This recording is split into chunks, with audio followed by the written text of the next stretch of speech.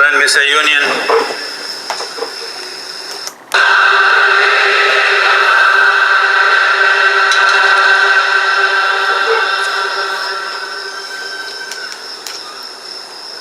the word yoga suggests union.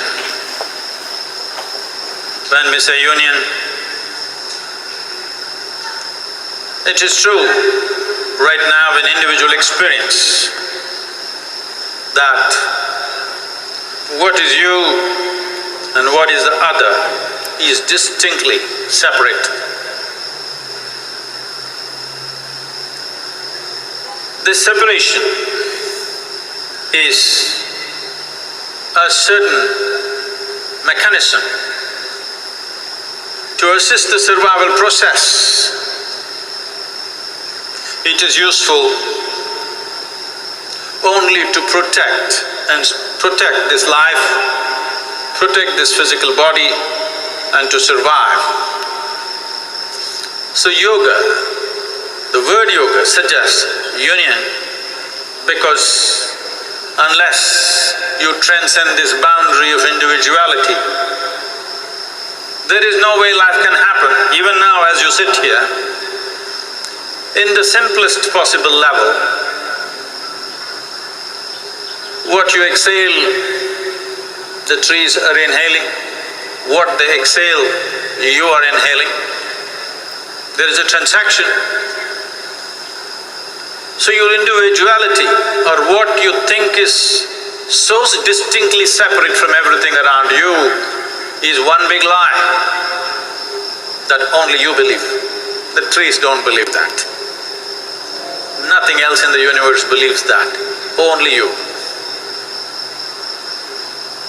What was not you yesterday has become you today because of the food that you've eaten. What is you today, some of it will not be you tomorrow because it will go out of the body in some form. So what is you and what is not you is not a fixed boundary, there is a constant transaction. Not just on this level, as you sit here, every subatomic particle in your body is transacting with everything in the existence. So this idea of individuality, if it's not transcended with yoga, you have a very wrong perspective of what you are, what this life is, what is the nature of the existence around you. As you breathe, the transaction is happening, not just with the trees, with everybody around you and with everything in the universe, in so many different ways. In more ways than you could ever understand, transactions are happening. If this transaction ceases, this life will cease. So yoga means consciously you transcend the boundaries of your individual nature and begin to experience the universality of who you are. This transference of experience. What that section means, in their terminology, the way the transactions work in space is yoga is the first trigger that unifies the five forces, including itself, giving it additional magical powers to relate everything else, thus yoga. Then the next one, Bhuta, is similar and similar. So it's like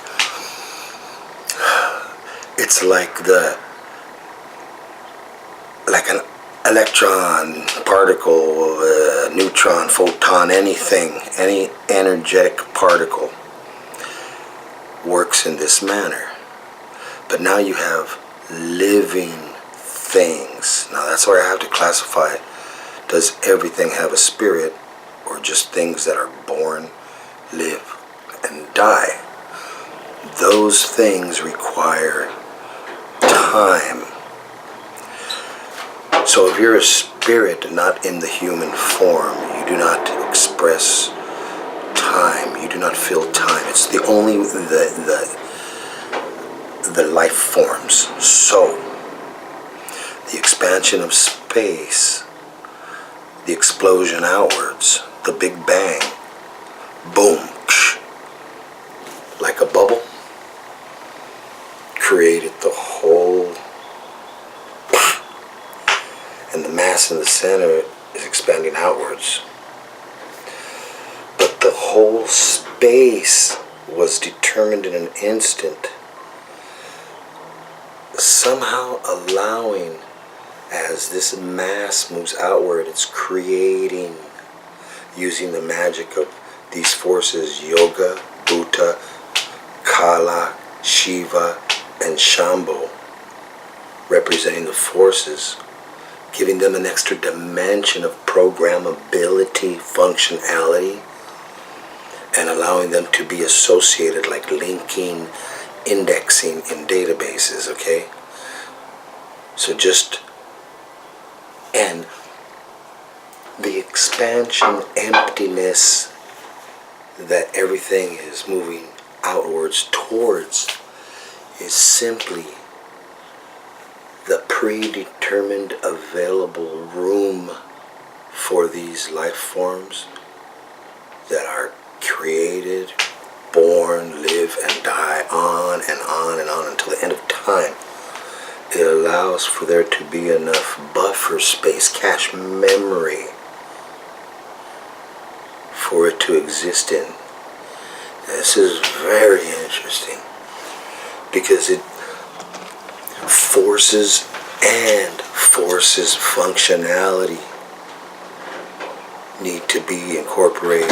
So forces plus functionality statement items need to be addressed. I don't think they are.